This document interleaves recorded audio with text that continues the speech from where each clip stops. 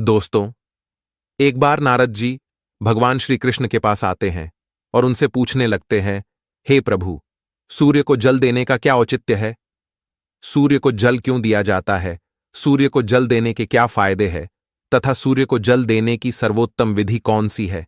तब भगवान श्री कृष्ण नारद जी से कहते हैं, हे देवर्षि, आपने समस्त मानव जाति के कल्याण हेतु उचित प्रश्न किया है। सूर्य देव की उपासना अत्यंत शुभ फलदायी है। प्रत्येक मनुष्य को सूर्य को जल अवश्य देना चाहिए। हे देवर्षि, मैं आपको एक अत्यंत पवित्र कथा सुनाता हूं, जिससे आपकी द्विधा समाप्त हो जाएगी और आपको आपके सभी प्रश्नों के उत्तर भी मिल जाएंगे। जो भी इस कथा का श्रवण करता है, उसे 100 वर्षों तक सूर्य को जल देने का फल प्राप्त होता है। इसीलिए आप इस कथा को ध्यान से पूरा जरूर सुने। दोस्तों, भगवान श्री कृष्ण ने सूर्य देव की महिमा का वर्णन करने के लिए नारद जी को एक अत्यंत पवित्र कथा सुनाई है। इस कथा में सूर्य को जल देने की सही विधि और अत्यंत शक्तिशाली सूर्य देव के मंत्र के बारे में बताया है। इसीलिए आप सभी इस कथा को ध्यान से पूरा अवश्य सुने। इस कथा को सुनने मात्र से ही आपको सूर्य को जल देने का फल प्राप्त होता है। तो चलिए शुरू करते हैं। भगवान श्री कृष्ण कहते हैं, हे देवर्षि, प्राचीन काल की बात है। दक्षिण देश में एक अत्यंत प्राचीन शोभायमान नगरी थी। उस नगरी में देवशर्मा नाम का ब्राह्मण अपनी पत्नी कलावती के साथ निवास करता था। देवशर्मा शास्त्र ज्ञान में पारंगत था, किंतु उसने अपने ज्ञान का कभी सदुपयोग नहीं किया। उसने उसके ज्ञान का उपयोग केवल धन कमाने के लिए किया।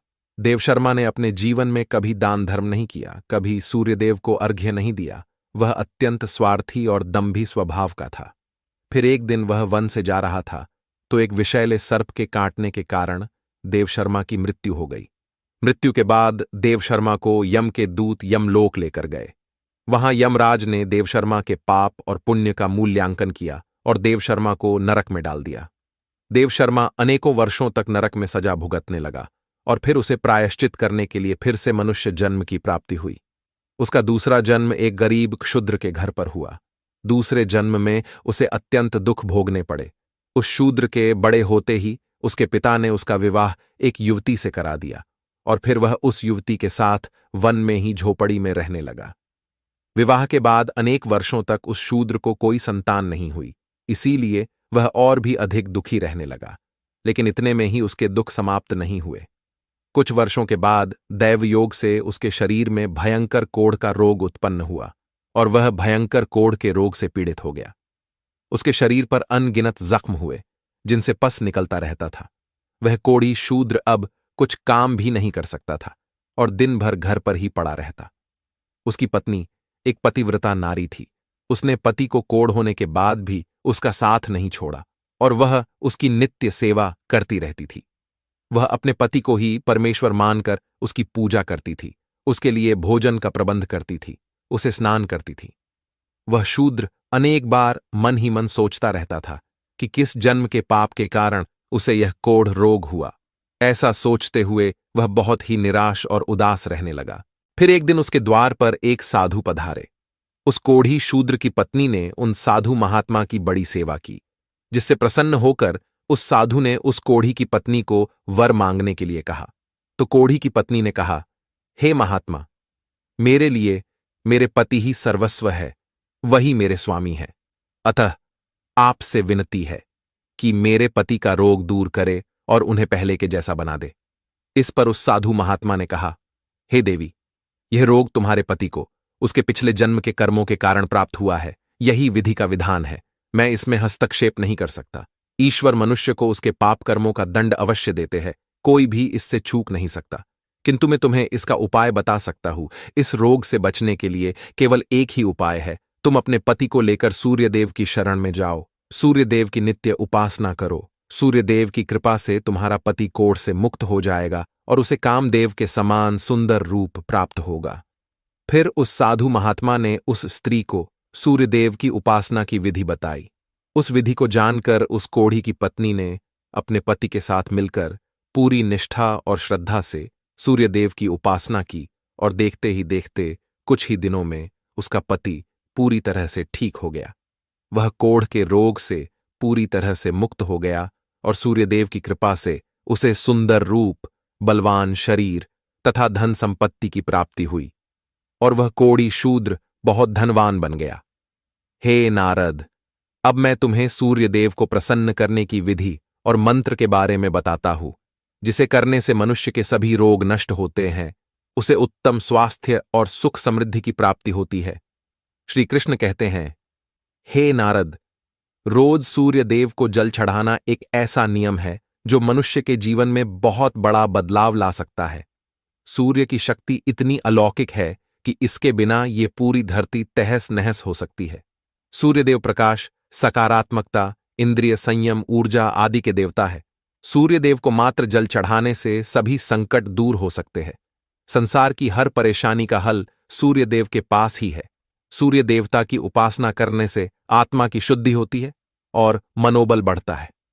सूर्योदय के समय सूर्य की किरणों से वातावरण पवित्र और सकारात्मक बन जाता है। यदि प्रतिदिन सुबह स्नान करके सूर्य देवता को मंत्रों का उच्चारण करते हुए जल चढ़ाते हैं तो इसके कई फायदे होंगे।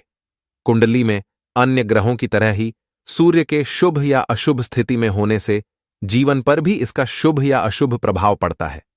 कुंडली में सूर्य यदि शुभ स्थिति में होता है तो हमें समाज में भरपूर मान सम्मान, यश और प्रसिद्धि मिलती है। वहीं कुंडली में यदि सूर्य अशुभ स्थिति में हो तो इसके विपरीत परिणाम मिलते हैं। इसलिए कुंडली में यदि सूर्य की स्थिति मजबूत करनी है तो ज्योतिष शास्त्र में कुछ ऐसी चीजों के बारे में बताया है जिन्हें पानी में डालकर सूर्य देव को अर्घ्य देने से शुभ परिणाम प्राप्त होते हैं। किंतु मित्रों, कई मनुष्य सूर्य को जल देते समय बहुत सी गलतियां कर बैठते हैं। सूर्य को जल देते समय महत्वपूर्ण नियमों का पालन नहीं करते हैं।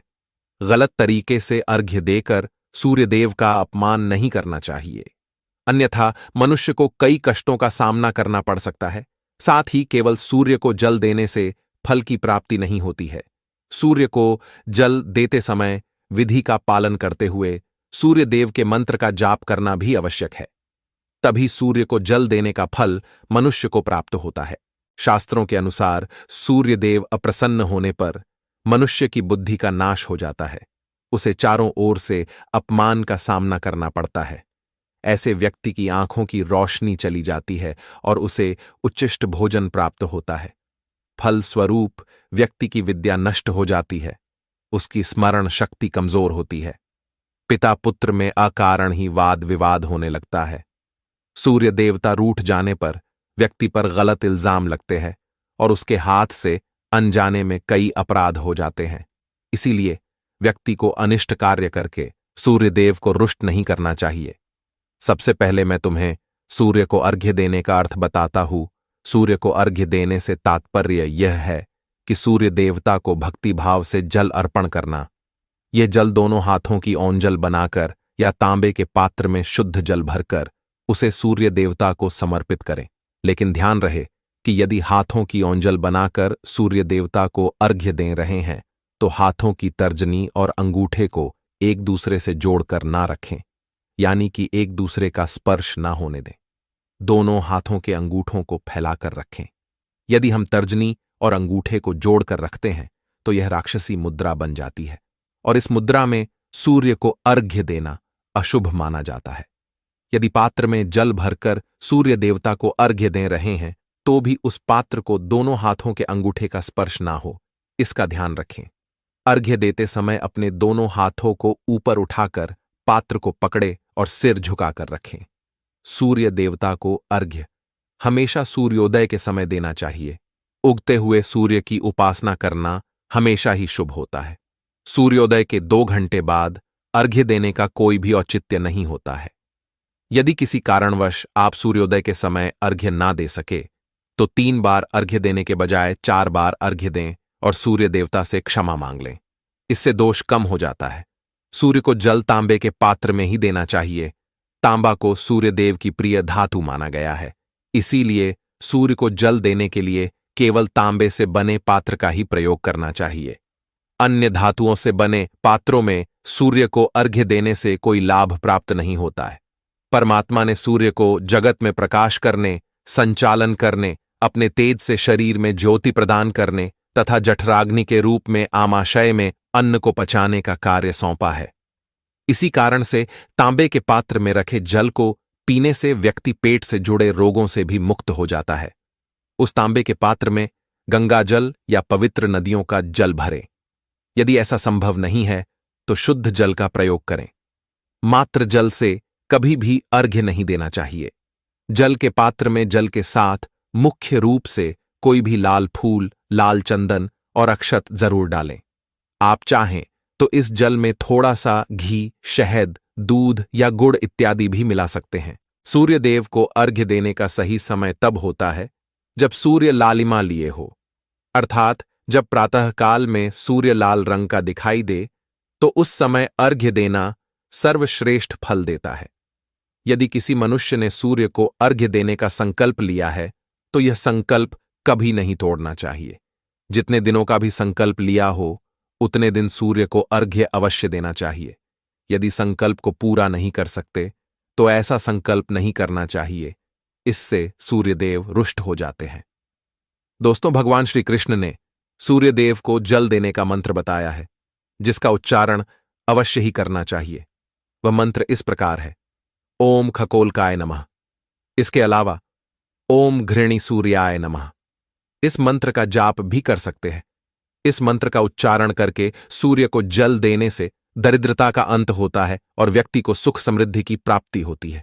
श्री कृष्ण कहते हैं, हे वत्स, सूर्यदेव की महिमा अपरंपार है और प्रतिदिन ही हमें उनका आभार मानना चाहिए। परंतु मुख्य रूप से रविवार का दिन सूर्य देवता का दिन माना जाता है।